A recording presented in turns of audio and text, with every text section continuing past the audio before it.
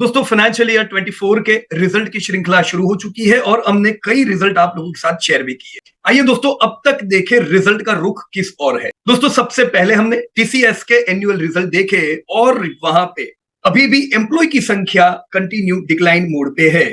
दोस्तों global economies में अभी भी म्यूटेड फेज की इफेक्ट नजर आ रही है। दोस्तों आईटी की सबसे बड़ी कंपनी टीसीएस जो क्वार्टर 1 से ही डिमांड में कमी नजर आ रही थी, क्वार्टर 1, क्वार्टर 2, क्वार्टर 3 कंटिन्यू दोस्तों हमने डिमांड को कम होते हुए देखा और एनुअल के रिजल्ट दोस्तों 6% सेल्स ग्रोथ के, 9% प्रॉफिट ग्रोथ के दोस्तों आए। दोस्तों 7 से 9% का ग्रोथ और पीई 30 का। वैल्यूएशंस दोस्तों थोड़े हाई है, उसमें कोई डाउट नहीं है, पर ये इसलिए है क्योंकि ग्रोथ में कमी है। टीसीएस का कहना है अगले साल हम इस साल से बेहतर देखेंगे, जो बिल्कुल लो ग्रोथ है उससे इंप्रूवमेंट अगले साल देखा जाएगा। सो करेक्शन मोड दोस्तों आईटी में कंटिन्यू है।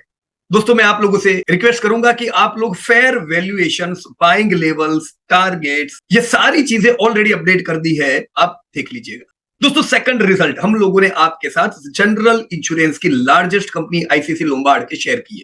दोस्तों जनरल इंश्योरेंस में 6 साल शुरुआत से ही दोस्तों डिमांड कंटिन्यू पॉजिटिव थी और दोस्तों पॉजिटिव ही रही है। शुरुआत से नहीं बल्कि पिछले 2-3 सालों से जो प्रॉफिट टूटे हुए थे दोस्तों, अब दोस्तों प्रॉफिट में इंप्रूवमेंट देखा गया है। तो ऑब्वियस सी बात है दोस्तों आईसीसी लोम्बार्ड का ट्रेंड हम पॉजिटिव मानेंगे। 18% के प्रीमियम ग्रोथ, 11% के प्रॉफिट ग्रोथ के साथ कंपनी अभी 43 के पीई पे है। गिरावट में दोस्तों एक्यूमुलेट कर सकते हैं, हम यहां पे नए लाइफ टाइम हाई देख सकते हैं। अब क्यों दोस्तों? टीसीएस इससे वैल्यूएशंस में कम है, आईसीसी लोम्बार्ड के वैल्यूएशंस हाई है, पर फिर भी आईसीसी लोम्बार्ड में हम क्यों नया लाइफ टाइम हाई देखेंगे? क्योंकि यहां पे ट्रेंड पॉजिटिव है। दोस्तों जब ट्रेंड पॉजिटिव होती है कंपनियों के फेयर वैल्यूएशंस बढ़ते रहते हैं। जब ट्रेंड फ्लैट होती है वैल्यूएशंस बढ़ते नहीं, राइट। दोस्तों तीसरी कंपनी जिसके हमने रिजल्ट आपके साथ डिस्कस किए वो थी बजाज ऑटो। दोस्तों बजाज ऑटो जो कि 2 व्हीलर में चौथे नंबर की लार्जेस्ट कंपनी है। हालांकि ये लोग एक्सपोर्ट 2 व्हीलर का सबसे ज्यादा करते हैं। 3 व्हीलर में दोस्तों ये लोग किंग है। 2 व्हीलर और 3 व्हीलर ये दोनों में ही ईवी में जबरदस्त पॉजिटिव मोमेंटम देखा गया है, खास करके 3 व्हीलर में तो बहुत ज्यादा, जिसका फायदा दोस्तों बजाज ऑटो को जरूर मिलता जा रहा है। दोस्तों 2 व्हीलर एक ऐसा सेक्टर है जो 5 साल की मंदी से सबसे लेट निकला। दोस्तों ऑटो सेक्टर में पिछले कई साल इतने अच्छे नहीं रहे, हालांकि पैसेंजर व्हीकल में पॉजिटिव मोमेंटम तो पिछले साल से ऑलरेडी देखा गया। 2 व्हीलर में 2 क्वार्टर हुए वापस पॉजिटिव मोमेंटम लंबे समय बाद आया है, तो उसका भी फायदा बजाज ऑटो को मिलेगा। 3 व्हीलर का भी फायदा।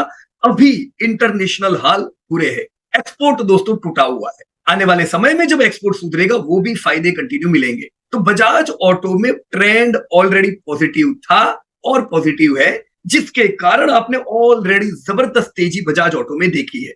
दोस्तों ये साल बजाज ऑटो में हमने ईयर का क्लोजिंग देखा 23% सेल्स ग्रोथ के साथ, 27% प्रॉफिट ग्रोथ के साथ। दोस्तों पिछला साल जब हमने रिकमेंड किया तब इसका पी 20 का था। अब ऑलरेडी शेयर ने काफी रैली किया, अब पी आपका 32 आ चुका है। तो वैल्यूएशन थोड़े ज्यादा हुए पर ट्रेंड पॉजिटिव है। दोस्तों हम इस साल भी 2 व्हीलर 3 व्हीलर में पॉजिटिव मोमेंटम कंटिन्यू देखेंगे। तो गिरावट के समय जरूर दोस्तों फोकस कर सकते हैं। इसके साथ दोस्तों हमने एसेट मैनेजमेंट की तीसरे नंबर की सबसे बड़ी कंपनी के रिजल्ट पेश किए और वो थी एचडीएफसी एएमसी। दोस्तों एसेट मैनेजमेंट कंपनीज जो ऑलरेडी लंबे करेक्शन से जूझ रही थी दोस्तों, जहां पे सेबी की जो कैंची चली कंपनियों के रेवेन्यू नीचे आए। ये दोस्तों कस्टमर के लिए, इन्वेस्टर के लिए अच्छे थे, पर कंपनीज ने अपने सेल्स को अफेक्ट होते हुए देखा। दोस्तों लंबे समय के डिक्लाइन और लो ग्रोथ के बाद ये साल दोस्तों क्वार्टर 1 से ही हमने पॉजिटिव मोमेंटम को रिटर्न होते देखा और हमने इस साल का एंड 36% के एयूएम ग्रोथ से देखा, 19% से रेवेन्यू बढ़ा आपका, 36% से प्रॉफिट बढ़े। तो दोस्तों ट्रेंड बिल्कुल पॉजिटिव है और यही पॉजिटिव मोमेंटम आने वाले समय में भी दोस्तों बरकरार रहेगा। जी हाँ दोस्तों एचडीएफसी में भी रिकवरी बढ़िया है। अभी हम ये नहीं कह सकते कि ब्रेकआउट आ चुका है, पर ये रिकवरी में भी दोस्तों एचडीएफसी एएमसी 40 के पी पे आ चुका है। वैल्यूएशंस महंगे हैं लेकिन ट्रेंड पॉजिटिव है। दोस्तों एचडीएफसी एएमसी में यही ट्रेंड को ध्यान में रख के हम लाइफ टाइम हाई ब्रेकआउट जरूर देखेंगे, राइट फ्रेंड्स। तो टीसीएस में ब्रेकआउट की उम्मीदें कम है। आईसीसी लोम्बार्ड ब्रेकआउट का खिलाड़ी हुआ, एचडीएफसी एएमसी ब्रेकआउट का खिलाड़ी हुआ। क्यों? क्योंकि ट्रेंड पॉजिटिव है, राइट फ्रेंड्स। फिर हमने एचडीएफसी बैंक के नतीजे देखे। एचडीएफसी बैंक जो कि ओवरऑल बैंकिंग सेक्टर की सबसे बड़ी मार्केट कैप वाली कंपनी, प्राइवेट बैंक की सबसे बड़े एडवांसेस की, टॉप रेवेन्यू, टॉप प्रॉफिट्स और लोएस्ट एनपीए वाली कंपनी। दोस्तों अभी बैंकिंग और फाइनेंस में ग्रोथ जबरदस्त है। आप बैंक्स के रेवेन्यू देखो तो जबरदस्त है, चाहे कोई भी बैंक हो जाए, चाहे कोई भी फाइनेंस की कंपनी हो जाए। लेकिन दोस्तों प्रॉफिटेबिलिटी ज्यादातर बैंक और फाइनेंस की अफेक्टेड है हाई इंटरेस्ट रेट होने के कारण। तो ये उम्मीद है कि सेकंड हाफ से हम इंटरेस्ट कट देखेंगे। तो अगर सेकंड हाफ से इंटरेस्ट कट देखेंगे दोस्तों, वही समय होगा जहां से हम एचडीएफसी बैंक या दूसरी फाइनेंस कंपनीज के प्रॉफिट को जबरदस्त बढ़ता देखेंगे, क्योंकि क्रेडिट ग्रोथ तो एकदम जबरदस्त है, प्रॉफिट जबरदस्त नहीं है, क्योंकि फंडिंग दोस्तों महंगा मिलता है, मार्जिन दोस्तों डिक्रीज हो रहे हैं। हालांकि एचडीएफसी बैंक के मार्जिन दूसरी बैंक, दूसरी फाइनेंस कंपनी से ज्यादा अफेक्टेड हुए। क्यों? क्योंकि एचडीएफसी बैंक का यह पहला साल है मर्जर का, और मर्जर को ध्यान में रख के दोस्तों जो बाकी की जो कंपनीज मर्ज हुई वो सारी कंपनीज के मार्जिन एचडीएफसी बैंक से कम थे। जैसे लाइफ इंश्योरेंस हो जाए 2-3% के मार्जिन पे होती है। तो ओवरऑल मर्जर की वजह से हमने बैंक के मार्जिन को जबरदस्त गिरते देखा। जी हाँ दोस्तों, मार्जिन जो 23% के आसपास रहते थे ये 16% आ चुके हैं। पर ये दोस्तों एक्सपेक्टेड चीजें थी, क्योंकि जो कंपनीज मर्ज हुई है वो सब कंपनीज इमर्जिंग सेक्टर से है। दोस्तों ये एचडीएफसी बैंक को ग्रोथ जबरदस्त दिखी, पर मार्जिन दोस्तों इनके अफेक्टेड रहेंगे। राइट फ्रेंड्स, तो ईयर एंड किया है 99% सेल्स ग्रोथ से। पर ये सेल्स ग्रोथ काम का इसलिए नहीं है क्योंकि ये मर्ज की वजह से है। रियल सेल ग्रोथ इनका 20-25% के आसपास होगा। प्रॉफिट 39% से बढ़े, जो अच्छे नहीं है। 99% से सेल्स बढ़े, 99% से प्रॉफिट बढ़ने चाहिए थे, पर क्यों नहीं बढ़े? क्योंकि सब्सिडरीज के प्रॉफिट अच्छे नहीं थे। और दोस्तों सबसे खास बात, चलो प्रॉफिट 39% कंपनी के बढ़े, आपके प्रॉफिट यानी शेयर होल्डर्स के प्रॉफिट जो ईपीएस से देखे जाते हैं वो खाली 9% से बढ़े। सो यस फ्रेंड, हम एचडीएफसी बैंक में अभी भी करेक्शन मोड में है। हालांकि एचडीएफसी बैंक बड़े अच्छे वैल्यूएशंस पे है, पर अच्छे वैल्यूएशंस पे होने के बावजूद यहां पे रैली क्यों नहीं आती? क्योंकि ट्रेंड बुरा है। दोस्तों ये ट्रेंड सुधरेगा, आप यहां से जबरदस्त रैली देखोगे।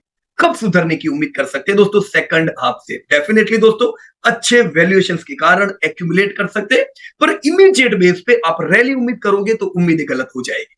राइट, फिर दोस्तों हमने अपडेट किया आपके साथ लाइफ इंश्योरेंस की second largest company HDFC life की। दोस्तों लाइफ इंश्योरेंस में भी अलग अलग चैलेंजेस आए, पहले कोविड, फिर 2.5 लाख से बड़े प्रीमियम पे, टैक्स एग्जम्पशन का हटना, फिर 5 लाख वाले प्रीमियम पे। तो चैलेंज रहा लाइफ इंश्योरेंस में, प्रॉफिट में भी, डिमांड में भी। ये साल दोस्तों डिक्लाइन रहा ओवरऑल फर्स्ट ईयर प्रीमियम। तो यस दोस्तों, इफेक्ट एचडीएफसी लाइफ के प्रीमियम में हमने शुरुआत से देखी। ट्रेंड में डिमांड धीमी देखी गई, प्रॉफिट सुधरे हैं, डिमांड सुधरेगी तो प्रॉफिट्स बड़े अच्छे रहेंगे। तो एचडीएफसी लाइफ भी दोस्तों अभी करेक्शन मोड में है, और अभी भी कुछ समय करेक्शन मोड रह सकता है। दोस्तों ये समय पे भी एचडीएफसी लाइफ 87 के पीई पे है, गिरावट में ऐड कर सकते हैं, लॉन्ग टर्म के लिए कंपनी अच्छी ही है। फिर दोस्तों हमने जो रिजल्ट अपडेट किए फाइनेंशियल ईयर के वो थी दोस्तों इरेडा, दोस्तों Indian renewable energy development agency. दोस्तों ये वो कंपनी है जिसकी टॉप प्रायोरिटी रहेगी रिन्यूएबल एनर्जी डेवलपमेंट के ऊपर, और रिन्यूएबल एनर्जी दोस्तों जबरदस्त ग्रो होने वाला है। हम उम्मीद करेंगे आने वाले समय में जो आज रिन्यूएबल से जो हम इलेक्ट्रिसिटी प्रोड्यूस कर रहे हैं दोस्तों 3 गुनी नियर टर्म में हो जाएगी। तो फंडिंग चाहिए होगा, और इरेडा जैसी कंपनी रेडी है फंडिंग के लिए। तो ग्रोथ की कमी यहाँ पे दिखाई देनी नहीं चाहिए। हमने शुरुआत के तौर से ही इरेडा में ग्रोथ जबरदस्त देखा। दोस्तों यहाँ पे भी ईयर एंड हुआ है 43% की शानदार ग्रोथ के साथ, प्रॉफिट भी 45% से बढ़े हैं। दोस्तों आईपीओ के समय पे हमने बताया था कि ग्रोथ तो बढ़िया रहेगा, पर वो समय पे वैल्यूएशंस भी हाईली फेवरेबल। अभी दोस्तों वैल्यूएशंस थोड़े थोड़े महंगे होते जा रहे हैं। अभी 26 के पी पे आपका इरेडा है, और हम फेयर पी 20 का मान सकते हैं। तो गिरावट के समय दोस्तों इरेडा में डेफिनेटली ध्यान रख सकते हैं। हम यहाँ पे भी नए लाइफ टाइम हाई उम्मीद कर सकते हैं। क्यों?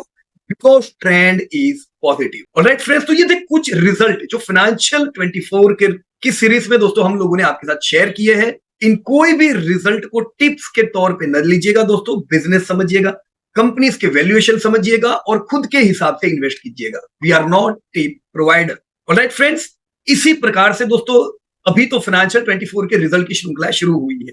अलग अलग कंपनीज के रिजल्ट जानना चाहते हो दोस्तों, चैनल सब्सक्राइब कर दीजिए और बेल आइकन दबाना ना भूलिएगा। तो thank you very much and best of luck to everybody. जय Hind. Disclosure: This update is for educating purpose. We are not tip provider.